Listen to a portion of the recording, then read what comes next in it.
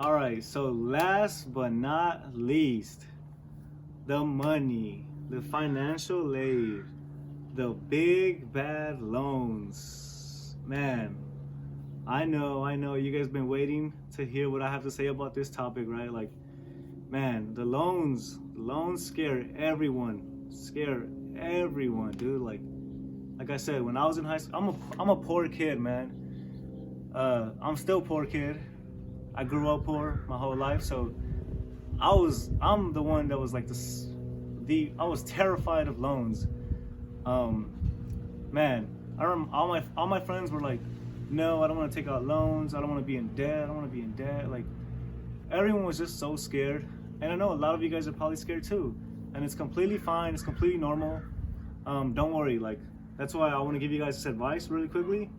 So first of all, if you're a minority, like the title says, and you're a low income like me, aka a poor kid, aka a child of immigrants, a child of non-working parents, ding ding ding ding ding, bro, you hit the jackpot.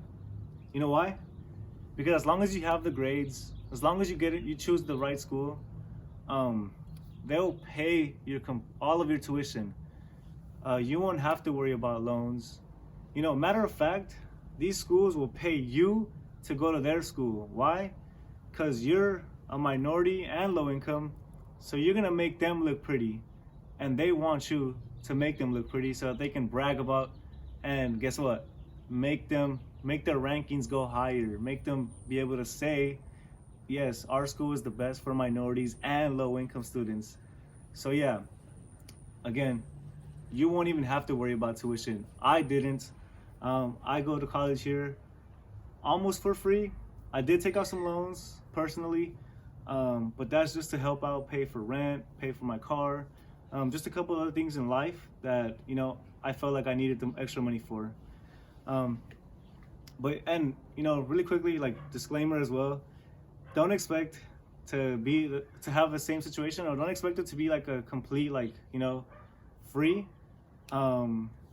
Even though I just made it sound like it was, not everyone has the same situation. Not everyone gets as lucky.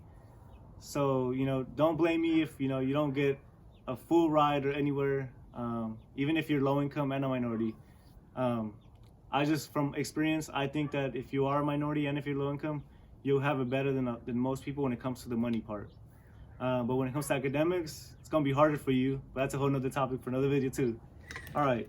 And when it comes to the loans themselves, what about them? What's up? What about them? Like, who cares? First of all, school debt is good debt. No matter what anybody tells you, bro, I promise you, everyone and their mama takes out a loan. Whether it's a car loan, a business loan, a house loan, bro, loans are like the least thing that you want to worry about, because let's say if you made the right moves in your 4 and 5 years at college and you land a good job right out after you graduate, man, you'll pay that job off. You'll pay those loans off like in no time. Trust. Especially if you're going into like a career where there's high demand for minority students or people of color. Yeah, you'll be making big bucks, and the loan's just gonna be like another monthly payment, like a car payment, and you won't even feel it in your bank account. I can't be speaking from experience yet, but that's what I like to believe, and that's the reason why I chose to take out loans as well. If you're really, really worried about taking out any loans and don't want to do it, you're scared your parents are gonna get mad, then apply for some scholarships. I know that sounds easier than it is doing, and I know it sounds like a waste of time, because you're right. Like, what are the odds that me out of all these applicants are actually gonna win a scholarship? What are the odds that I'm gonna get chosen, right? Well, there's so many scholarships out there, and it's not just one winner, it's multiple winners. So you can be one of those winners. And trust me, once you filled out that one scholarship application, bro, you'll have the template for the rest of them. Because see, a little secret that if that a lot of not a lot of people know is that a lot of these scholarship applications, they like to ask very similar questions, if not the same question, but worded in a different way. Matter of fact, some of these scholarship applications even ask the same questions that your college applications ask. So if you already have those, as long as once you've done one, man, it's so easy to do like 20 more, 50 more. All you gotta do is copy paste, change some words around, add a little flavor. Don't fully plagiarize yourself. Just, make it sound different to that specific question, even though it's the same as the other question. And boom, you'll have yourself 20, 25, 30 applications done in no time. And trust me, 1 out of all those 30 will accept you. 2, 3, 4, 5 out of all those 30 will accept you. And you just have extra money for yourself to pocket, to keep in your bank, and use on whatever you want. So yeah, like there's just so many alternatives to loans, and all this worry about financial aid is just useless. Like, don't worry about it. You'll be straight. I know that was the biggest thing for me. I personally am currently in a scholarship program, and it's a really great one. If you guys want to know more about it or hear more about that, let me know down below. I'll be more than happy to share what that scholarship program is, and also share the experiences in that program, because it's not just a program where I get money and that's it, they let me go, right? Like, although there are scholarships like that where you're just given money and you figure it out, like, take this, here you go, congratulations, you win. There are a lot of scholarships like that, but then there's a lot of scholarships that are like programs that will, they give you money if you do certain things for them, if you go to meetings for them, with them. So yeah, that's a little bit about scholarships and financial aid. That's my personal advice on and tips on, choosing which college is for you. Like I said, biggest thing is location and what you want to experience. That was the biggest thing. That's the biggest thing that was the main takeaway from this video. But if you guys want to hear more about the different other factors that come into play and that you guys are still worried about, like rankings, majors, and financial aid, and if there's any other factors that I missed and that you guys think are just as important when considering which college you want to go to, feel free to comment again, or send me a message. I'll be more than happy to respond, and I'll answer any questions that you guys may have, because like I said, I know what it was like to not know anything going into any of this. I know what it was like to just wing it and have no real plan in mind. And if you guys have any more ideas or have better ideas or better ways of choosing these different things, comment them down below. Let's help each other out.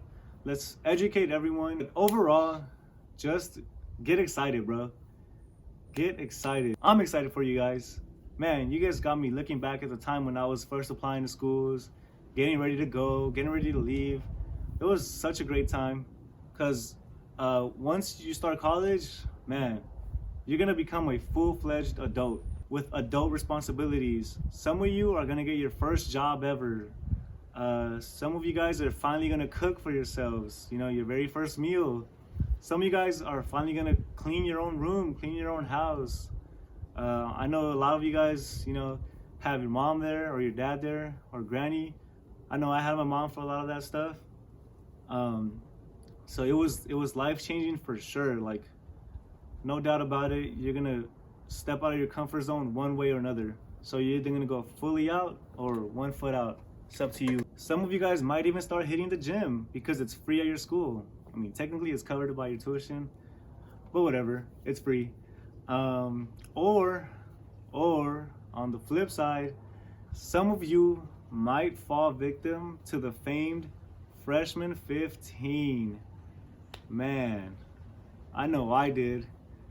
Hell, man, when I first came to college, I was like, 130 pounds, scrawny ass kid, you know, from the hood, ate cereal for breakfast, for lunch, for dinner, sopas maruchan almost every day. You feel me? Like, I never had so much food available to me.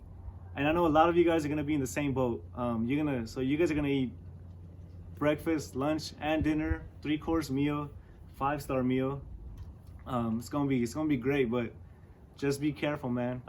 I didn't get super big, but my face was definitely chubbier.